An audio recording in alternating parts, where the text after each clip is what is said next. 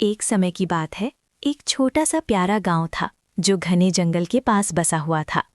उसी गांव में एक नेक दिल और साहसी बच्चा रहता था जिसका नाम अली बाबा था। अली बाबा को प्रकृति से बहुत प्यार था, इसलिए वो अक्सर जंगल में घूमने चला जाता था। एक दिन वो अकेला ही जंगल के अंदर चलता चला गया। शुरुआत में जंगल बहुत सुंदर था, हरे भरे पेड़, चहचहाते पक्षी और चारों ओर फैली रोशनी। लेकिन धीरे धीरे जंगल घना होने लगा।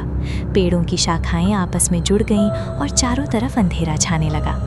अली बाबा अनजाने में एक डार्क एरिया में पहुंच गया। उसे थोड़ा डर लगा, लेकिन वो आगे बढ़ता रहा। अचानक उसका पैर फिसल गया और वो जमीन के नीचे छिपी हुई एक गुफा में गिर पड़ा। गुफा के अंदर चारों तरफ गहरा अंधेरा था और अजीब सी खामोशी फैली हुई थी। तभी उसे एक कोने में हल्की सी चमक दिखाई दी। अली बाबा उस रोशनी की ओर बढ़ा और वहां उसे एक जादुई चिराग मिला। उसने चिराग को उठाया और धूल साफ करने के लिए उसे रगड़ दिया। तभी जोरदार आवाज के साथ धुएं का गुबार उठा और उसमें से एक विशाल जिन प्रकट हुआ।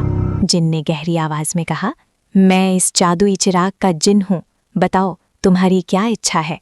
अली बाबा ने बिना सोचे समझे जवाब दिया, मैं अपने लिए कुछ नहीं चाहता। मेरी इच्छा है कि मेरे गांव के सारे लोग खुशहाल हो जाएं, किसी को दुख या गरीबी ना रहे। ये सुनकर जिन मुस्कुरा दिया। उसने अपने हाथ घुमाए और पल भर में जादू हो गया। गांव के सूखे खेत हरे भरे हो गए, बीमार लोग ठीक हो गए और हर घर में खुशियां भर गईं। कुछ देर बाद अली बाबा अपने गांव लौट आया। गांव के लोग अपनी बदली हुई जिंदगी देखकर बहुत खुश थे। सबने अली बाबा को धन्यवाद दिया।